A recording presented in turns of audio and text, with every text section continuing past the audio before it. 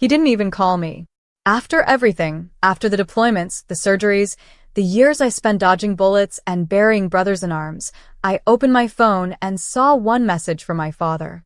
Don't bother coming this Christmas. We've decided it's best you stay away this year. No, how are you? No, we miss you. Just a text that read like a severance notice from the people who were supposed to love me unconditionally. My name is Rachel Monroe. And from wherever you're watching this, stay with me. Have you ever walked through hell just to come home and realize your family would rather keep the door locked? The military taught me how to shut off emotions, but I swear that message hit me harder than a mortar blast. My mom didn't chime in. My brother didn't say a word. It was like they all signed some unspoken agreement to exile me right before the holidays. I sat there in my little one-bedroom apartment in Fayetteville, staring at the blinking Christmas lights I'd strung across the window, wondering what I did to deserve this kind of cold.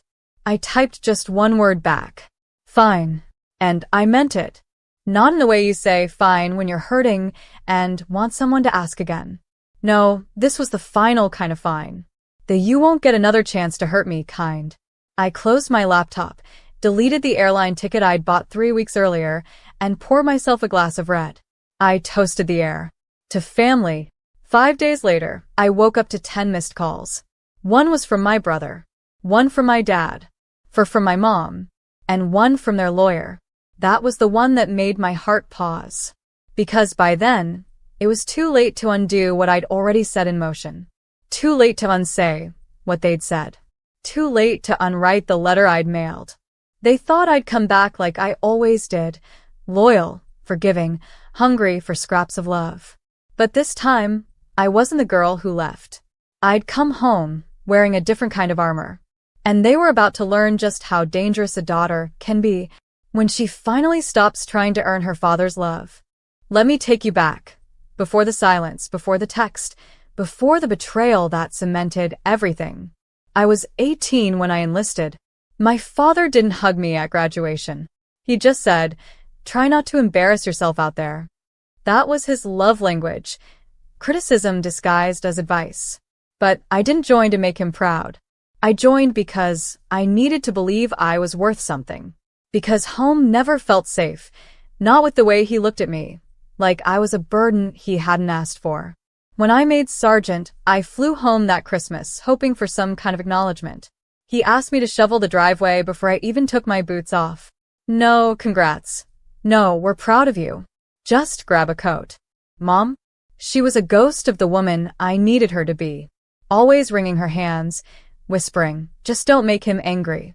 And my brother, Tyler, he followed Dad like a shadow. Learned young that siding with him meant peace. So I played the good soldier. Called every birthday. Sent flowers on anniversaries. Mailed checks when the roof leaked or the car broke down. They never asked where the money came from. Never asked what it cost me. Just cashed it and sent an emoji back. Sometimes not even that. Still, every year I hoped. I hoped for one Christmas where I'd walk in and feel like I belonged. One holiday where my seat at the table wasn't an obligation, but a welcome. But this year, I had different plans. I was finally done with service. I had my discharge papers, a modest pension, and a tired heart. I wanted to come home, bake cookies with Mom, hear Tyler's new job updates, maybe, just maybe, get a pat on the back from Dad. Instead, that text. So I set the plan in motion. Because 5 years ago, during one of my rare leaves, Dad had asked me to co-sign something for the house. A second mortgage. I was barely 25. He said it was just a formality, a technicality, he called it. I was young, exhausted, and desperate for his approval, so I signed without reading. Big mistake? For them, yes. Because now I owned 51% of their house. They didn't know that yet. But they would. Very, very soon. The irony? I'd forgotten all about that mortgage. It wasn't until after Dad's message, after that text detonated something cold inside me, that I went digging through old military email archives for a distraction. And there it was, a digital copy of the co-signing document, flagged as executed. Signed by him. Signed by me. Stamped. Witnessed. Legal. I clicked through it again, slower this time. And there in legalese, it whispered back something I hadn't caught before. In the event of primary borrower default or voluntary transfer, the cosigner assumes controlling interest over the property until full loan maturity. Controlling interest. I sat back, stunned. While he'd been so busy cutting me off, he forgot that on paper, I wasn't just his daughter. I was his co-owner. No, scratch that. I was the majority owner. He needed my signature for that refinance 5 years ago because of his weak credit. And I'd signed, like a fool in uniform, thinking it meant I mattered. Now? It meant I owned his pride and joy, the house he always bragged about. The same house he told me I wasn't welcome in. Oh, the poetic justice was so thick, it almost tasted like syrup. That night, I called a lawyer, a real estate specialist I'd met on base during a seminar in Tampa. Hypothetically, I said, what happens if a cosigner holds majority interest and the borrower tells her not to come home anymore?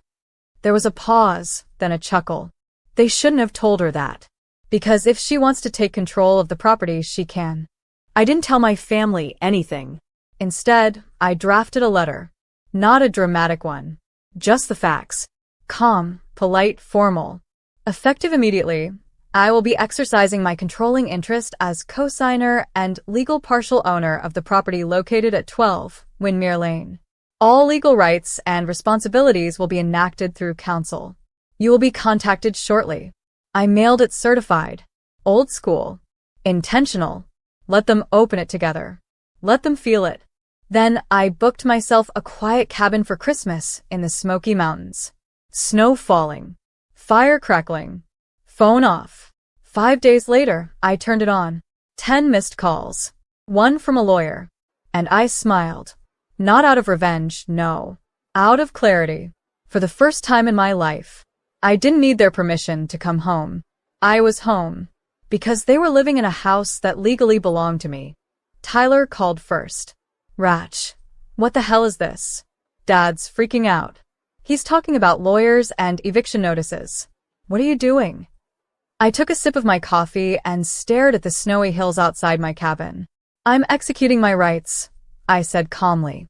Same way Dad executed his decision to tell me not to come home. You're seriously gonna kick them out? Over a stupid text. No, Tyler. I'm not kicking them out. Yet. I let that hang in the air. He sputtered. Come on, this is Dad.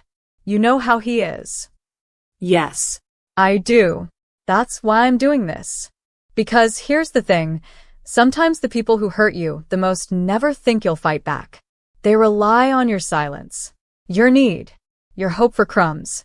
But I didn't need crumbs anymore. I had a contract. And for the first time in my life, I had power. The next call was from their lawyer, a man named Harold Wells. He tried to sound casual, but I could hear the panic in his voice. Ms. Monroe, I'm sure there's been some misunderstanding. Your letter arrived, rather abruptly, and understandably caused a bit of alarm. I interrupted him. There's no misunderstanding, Mr. Wells. The documents are valid. I have the original. I've reviewed the terms with my counsel. I am now invoking control. A beat of silence. Then, well, I'm sure we can work something out, perhaps a buyout? A reassignment of the note. That's when it clicked. They were scared. Because Dad had defaulted again. Missed payments. Probably thought the bank would go easy. But now he was staring down the barrel of his worst nightmare. Me. I leaned back and whispered, I'm open to discussion. But the first condition is that he calls me himself. Not through you. Not through Tyler. I want him to ask. And just like that, Harold fell quiet. He knew what I was doing.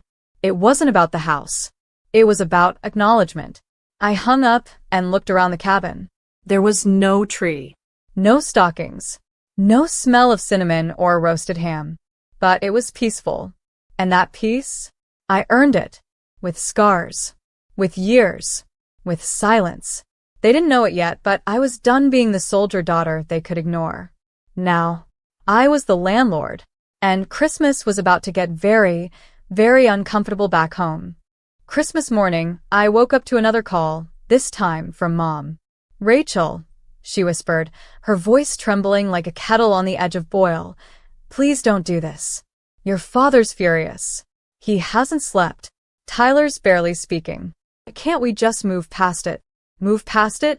I almost laughed. Mom, I said softly. Do you remember what he texted me? She went quiet. I continued. He told me not to come home for Christmas. Not this year. Not next. He said I wasn't welcome anymore. Do you know what that does to someone who's been deployed for nearly a decade? Who sent checks from war zones? Who never missed a call or card? Still silence. I added. I was in a desert on my 26th birthday. Got ambushed on the road in Kabul. Called you after I made it out alive. Do you remember what you said? I don't, she whispered. You said, well, I'm glad you're safe, but don't talk about that around your father. It makes him anxious. And there it was. The truth they all danced around. I wasn't their daughter. I was their inconvenience. A ghost they accepted only when I was invisible. Mom, I said gently, I'm not doing this out of anger.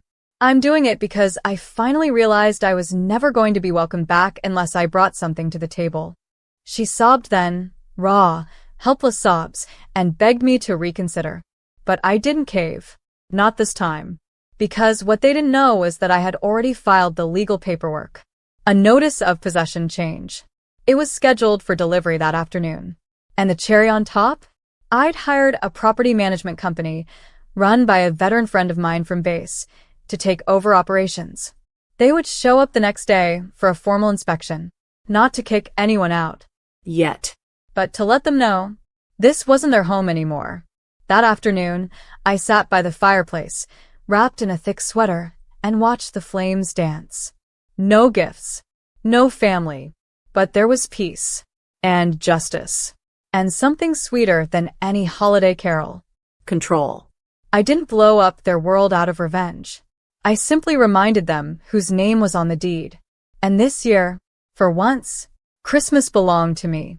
The property manager called me around 4 p.m. Hey, Ratch. We did the walkthrough. Your folks weren't exactly thrilled to see us, but we kept it civil, just like you said. I asked, how bad is it? He exhaled. Cosmetically? Not terrible. Structurally? Leaks in the basement, unfinished attic reno, mold spots under the windows. And get this, 2 of the 3 bedrooms have tenants. College kids. Sublets, maybe. I froze. They rented out the rooms? Looks like it. Cash deals, no paper trail. That was it. The final confirmation. They hadn't just cut me out of the family, they'd turned my own legal property into a side hustle behind my back. All while texting me I wasn't welcome. My stomach turned. Not from anger. From insult. They used my name to buy the house. Then filled it with strangers. Then told me I didn't belong. That night, I drafted a second letter. This time, it wasn't polite. Effective January 2nd, you are hereby given formal 30-day notice of management transition and possible termination of residency. Your sublease agreements are illegal. Rent collection is suspended. This property is now under formal investigation for code violations. Contact all communications through legal counsel only. I signed it with my full name and military rank. Rachel Monroe. Sergeant First Class, U.S. Army, retired. Legal co-owner, 12 Windmere Lane. I sent the document to Harold, their lawyer. Then I texted Tyler just 3 words. Check your mailbox. Within an hour, the calls started again. Voicemails. Pleading. Panic. Even from Dad. I didn't listen to a single one. See, there's a moment every soldier knows. The second your boot hits soil and you realize you survived. And in that silence, you feel this power. That's what I felt now. They could scream. They could cry. They could beg. But I had survived them. And now? They were living in my house. With my rules. And come January, they were going to learn what it felt like to be unwelcome. Not out of pettiness, but because I no longer needed a seat at their table. I owned the whole damn dining room. January 2nd arrived like a cold slap. The air was bitter, the sky heavy with snow, and the driveway of 12 Windmere Lane was packed with 3 cars, 2 of which I didn't recognize. I didn't go alone. I showed up with my property manager, a locksmith, and a clipboard full of documentation. I wore a dark coat, boots polished, and my army-issue dog tags around my neck. I wasn't there for a fight. I was there for an inspection. Foreclosure. Dad opened the door, red-faced and sweating despite the freezing cold. "Rachel, what the hell is this circus?" he snapped. I didn't answer right away. I walked past him. My house. My terms. Mom appeared at the base of the stairs, clutching a rosary she only ever dusted off for show. Tyler sat on the couch, pale, defeated. He didn't even look at me. I took a breath. This is a legal transition of ownership and management. As of this morning, all rights associated with this house fall under my direct control. You have 30 days to make a decision. Formalize your tenancy under my contract or relocate. Dad lost it. Relocate. You can't do this. This is our home. No, I said. It's my investment, he growled. I built this place. And you defaulted on it, I said coldly. And signed it over to a 24-year-old in uniform just so you could save your reputation with the bank. That shut him up. I looked around. The living room I used to sneak into at night. The mantel where my boot camp photo used to sit. Gone now. Just a space with people who had erased me. So, I kept going. The illegal tenants have already been notified. If they're not out in 10 days, I'll file for trespassing. And if anyone attempts to intimidate, damage, or interfere with this process, I will pursue criminal charges. Mom's lips trembled. But where will we go? I looked her dead in the eye. I don't know, Mom. Maybe not home for Christmas. She burst into tears. Tyler stood and tried to say something, maybe an apology, but I raised a hand. I don't need words. I needed them 10 years ago. Now? I need boundaries. The locksmith changed the code on the front door as I walked out. Snow crunched under my boots. The air smelled clean. And for the first time in years, I didn't feel like a daughter. I felt like a woman who came back stronger than they ever expected. They could call it cold. I called it survival. The final notice expired on January 31st. They didn't fight it. No last-minute calls. No dramatic standoffs. Just silence, the kind that comes when people finally understand. You're not bluffing anymore. I arrived the morning after with a new key in hand. The house was empty. No note. No goodbye.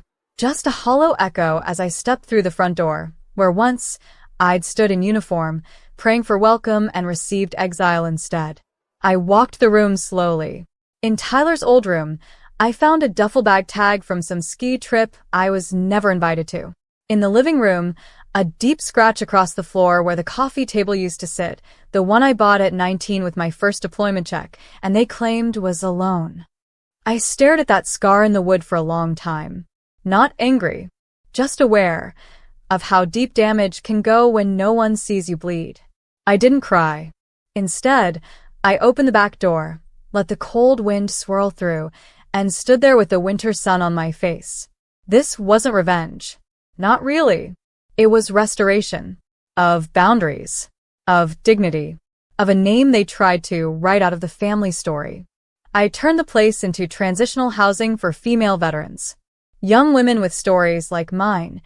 Stories of return, rejection, and the long journey to reclaim who we are beyond the uniform. We called it the Monroe House. And when reporters came sniffing around after a local outlet ran the story of a veteran reclaiming her home from the family who cast her out, I didn't tell them the full truth. Because this wasn't about shaming them. This was about healing me. So when people ask, was it worth it? I smile and say, more than they'll ever understand. I don't visit them. They don't call. But every Christmas now, I light a candle on the porch. Not for them. For me. For the girl who once stood outside this house, in the snow, unwanted. She finally